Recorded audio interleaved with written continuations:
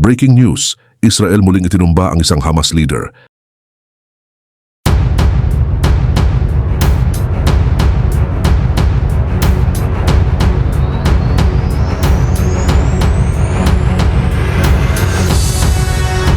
Muli na namang humagupit ang Israel matapos nilang itumba ang isa pang high-ranking Hamas military commander na responsable sa weapons production at rearmament ng grupo na matagal nang minamanmanan nito lamang ika-13 ng Disyembre ngayong taon. Bagay na kinumpirma mismo ng grupong Hamas ang pagkakapaslang sa kanilang pinuno. Pero bago ko simulan ay hihingi lang sana ako ng isang like at subscribe, malaking tulong na ito sa aming mga content creator. Salamat po. Noong December 13 ng kasalukuyang taon, minarkahan nito ang isang delikadong turning point sa tensyon na matagal nang umiinit sa pagitan ng Israel at ng grupong Hamas. Noong araw ding iyon ay muli na namang pinatahimik ng Israel ang isa sa mga leader ng Hamas gamit ang isang precision airstrike na isinagawa ng Israeli Air Force. Kinumpirma ng mga opisyal ng militar ng Israel na ito ay isang matinding suntok direkta sa command structure ng extremist Islamic group na ito, na matagal nang halos paralisado matapos ang mahigit 2 years ng tuloy-tuloy na military operations ng Israel sa Gaza. Wala pang 24 oras matapos ang airstrike, opisyal na kinumpirma ng Hamas ang pagkakapaslang kasabay ng babala na ang aksyong ito ay seryosong naglalagay sa panganib sa posibilidad ng ceasefire agreement. Mula sa kanyang kinaroroonan sa exile, ayon kay Khalil Al-Hayya, ang overseas leader ng Hamas at head ng negotiation team, mariin niyang kinondena ang Israel dahil umano sa paglabag sa ceasefire at hiniling niya sa mga mediator, lalo na sa United States at kay Trump, na pilitin ng Israel na igalang ang napagkasunduan. Agad namang naalarma ang international community. Ito ay dahil ang assassination ay nangyari mismo sa panahong pinaghahandaan ang Phase 2 ng Gaza Peace Plan, isang plano na binuo ni Trump sa loob ng maraming buwan na ang pangunahing layunin ay ang tuluyang disarmament ng Hamas, ang pagbuo ng isang International Stabilization Force sa ilalim ng mandato ng United Nations Security Council at ang unti-unting pag-atras ng tropa ng Israel mula sa conflict zone. Ang tanong ngayon ay, nilalabag ba ng Israel ang peace agreement na mismong United States ang nag-sponsor? O sa kabilang banda, ang pag-alis kay Rizba ang tanging paraan para masiguro na ang kasunduan ay hindi sinasamantala ng isang terrorist organization na palihim na muling nagre-rearm? Sa gitna ng kaguluhan ng magkakasalungat na impormasyon at magkapatong na diplomatic pressure, isang bagay ang malinaw. Ang digmaan sa Gaza ay hindi lang simpleng armed conflict, kundi isang strategic battle sa pagitan ng isang panig na gustong magtatag ng peace na may kondisyon at ng isa pang panig na gustong ng peace nang hindi isinusuko ang armas. Habang nananatiling matigas ang posisyon ng Tel Aviv na huwag bigyan ng pagkakataon ang Hamas na muling makabangon pa, ang Washington naman ay sabay na nangangakong ipoprotekta ang kasunduan habang tahimik na pinapalakas ang military readiness para sa lahat ng posibleng senaryo.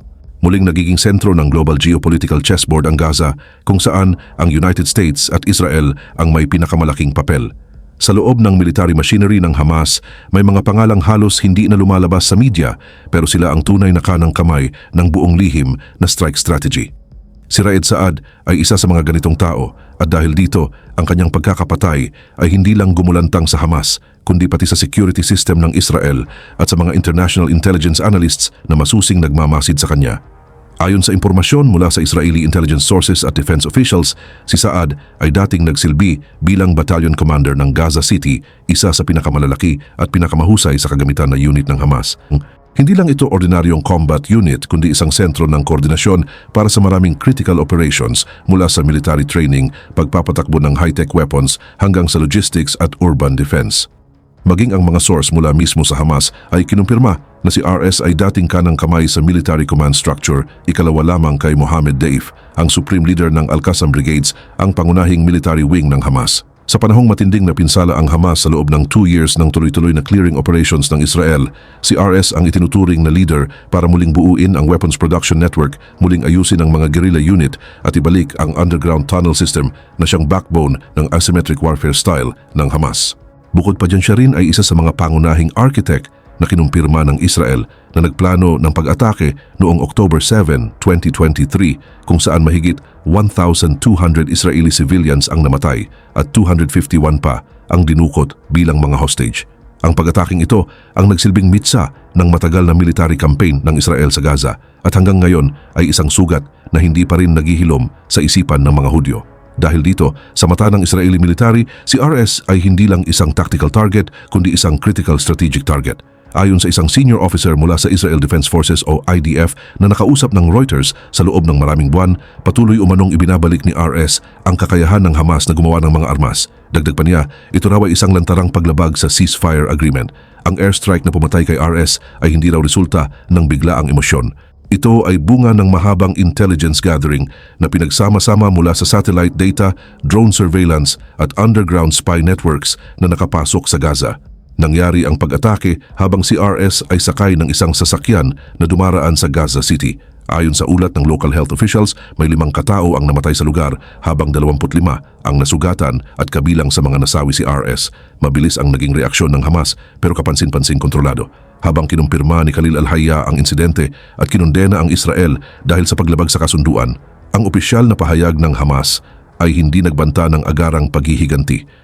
Ipinapakita nito na ang ataking ito ay pansamantalang nagpahina sa military response chain ng armadong grupo. At dito rin lumilitaw ang isa pang tanong. Posible bang ginagamit ng Israel ang peace agreement bilang strategy para magsagawa ng covert war kung saan pa isa-isang inaalis ang mga leader ng Hamas bago pumasok sa yugto ng disarmament talks? Kung ito nga ang totoo, ang pagkamatay ni RS ay hindi lang isang military success kundi isang mahalagang piraso ng long-term strategy para tuluyang pahinain ang buong military machinery ng Hamas nang hindi na kailangang buksan muli ang full-scale ground war. Kung titingnan mula sa Washington, ang pagkamatay ni RS ay itinuturing na isang positibong hakbang para kay Trump na siyang pangunahing taga-suporta ng historical Gaza Peace Plan. Ang pagtanggal sa mga pinakadelikadong elemento habang pinananatili ang ceasefire framework ay isang double win sa usaping seguridad at diplomasya. Ipinapakita nito na ang peace process ay hindi kailangang samahan ng unconditional concessions at na ang United States kasama ang kaalyadong Israel ay nananatiling may kontrol sa sitwasyon. Ilang oras lamang matapos ang airstrike, nagsimulang uminit ang geopolitical tension sa Middle East. Bagamat para sa Israel, ang pagpatay kay RS ay isang surgical strategic victory. Sa paningin ng Hamas, ito ay isang suntok na sumira sa ceasefire agreement na nilagdaan noong October 10, ngayon taon sa ilalim ng mediation ng United States. Sa legal na aspeto, ang ceasefire na inayos ng US ay nag-uutos sa parehong panig na ganap na ihinto ang lahat ng direktang military actions kabilang ang airstrikes, artillery fire at targeted killings. Ngunit iginiit ng Israel na si RS bilang utak ng weapons production network at ng pagbabalik ng military capability ng Hamas ay malinaw na lumabag sa mga kondisyon ng kasunduan. Ayon sa isang senior official mula sa Pentagon na nagsalita sa Reuters, kung ipagpapatuloy ng Hamas ang paggawa ng armas at muling pag-oorganisa ng kanilang puwersa, hindi maaaring gamitin ang ceasefire bilang panangga para itago ang terrorist activities. Sa ganitong pananaw, ang pagpatay kay RS ay hindi pag-urong sa peace process kundi isang kinakailangang hakbang para masiguro na ang kapayapaan ay hindi nagiging tactical pause ng terorismo. Naglabas din ang Israel ng satellite images at intelligence analysis na umano'y nagpapakita na si RS ay personal na nagdidirekta ng isang operasyon para muling gumawa ng medium-range rockets at high-lethality weapons sa lugar ng Shujaiya. Gayunpaman, ang lalong nagpapasensitibo sa sitwasyon ay ang timing ng pagpatay dahil nangyari ito 3 araw lamang bago ang international conference na inorganisa ng United States Central Command na gaganapin sa Doha kung saan 25 bansa ang magtitipon para buuin ang International Stabilization Force o ISF bilang paghahanda sa deployment nito. Sa ganitong konteksto, maraming observers ang nangangamba na maaaring gamitin ng Hamas ang insidenteng ito bilang dahilan para umatras sa ceasefire agreement o kaya naman ay higpitan pa ang kanilang mga kondisyon sa Phase 2 negotiations, kabilang ang pagtutol sa presensya ng ISF malapit sa mga lugar na kanilang kontrolado at ang pagtanggi sa anumang disarmament deal kung walang malinaw na political guarantee para sa isang independent Palestinian state. Habang hindi pa humuhupa ang reaksyon ng international community sa airstrike na pumatay kay RS, kumilos agad ang Washington sa pamamagitan ng agresibong pagtulak sa Phase 2 ng Gaza Peace Plan. Ang sentro ng atensyon ngayon ay ang International Conference na tinawag ng United States Central Command o CENTCOM sa Doha na ginanap kahapon. Hindi ito isang ordinaryong meeting kundi isang critical step para muling ayusin ang security situation sa Gaza sa pamamagitan ng pag-deploy ng International Stabilization Force or ISF na may mandato mula sa United Nations Security Council. Ayon sa impormasyon mula sa 2 senior US officials, ang ISF ay ide-deploy sa mga lugar na kontrolado ng Israel na katumbas ng 53% ng kabuuang lawak ng Gaza at hindi sila direktang makikipaglaban sa Hamas. Ang pangunahing misyon nila ay bantayan ang ceasefire, panatilihin ang stability, tumulong sa infrastructure rebuilding at pinakaimportante, ihanda ang pundasyon para sa full disarmament ng mga non-state armed groups, lalo na ang Hamas. Kapansin-pansin, mahigit 25 bansa ang magpapadala ng kinatawan sa conference sa Doha.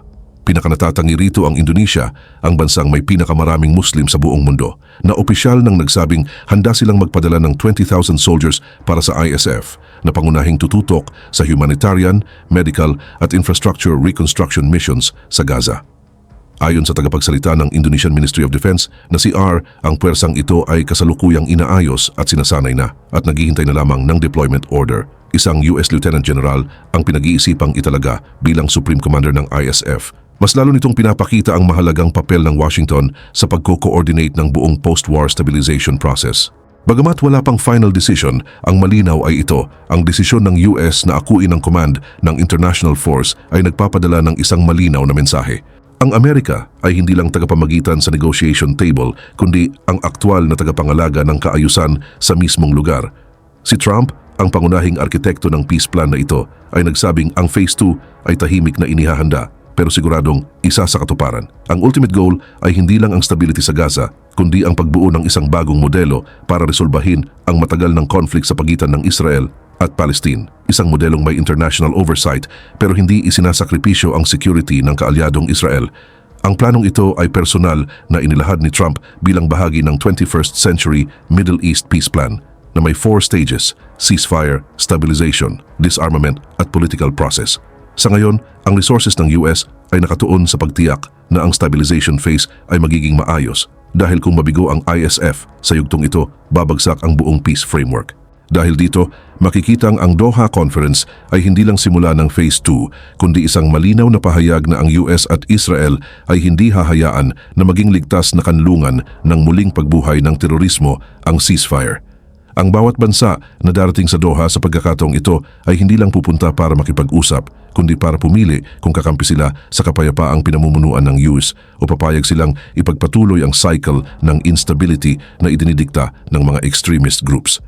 Habang ang peace plan na sinimulan ni Trump ay unti-unting papasok sa Phase 2, ang political front, lalo na ang mga backdoor negotiations sa pagitan ng Hamas at ng mga mediator, ay nagsisimula ng magpakita ng mga delikadong bottleneck na maaaring sumira sa buong proseso kung hindi agad maaayos. Ang pinakamalaking balakid ay ang issue ng disarmament ng Hamas, ang core condition ng Phase 3 ng peace plan.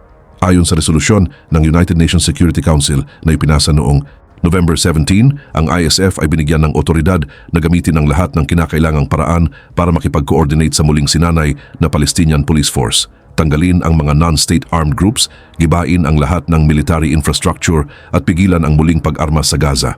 Ito mismo ang pinaka-sensitive trigger dahil sa pananaw ng US at Israel, walang posibleng post-war stability kung ang isang kilalang armadong grupo tulad ng Hamas ay mananatiling may stockpile ng armas, may control sa tunnel network at patuloy na nagpapatakbo ng propaganda, recruitment at military training system.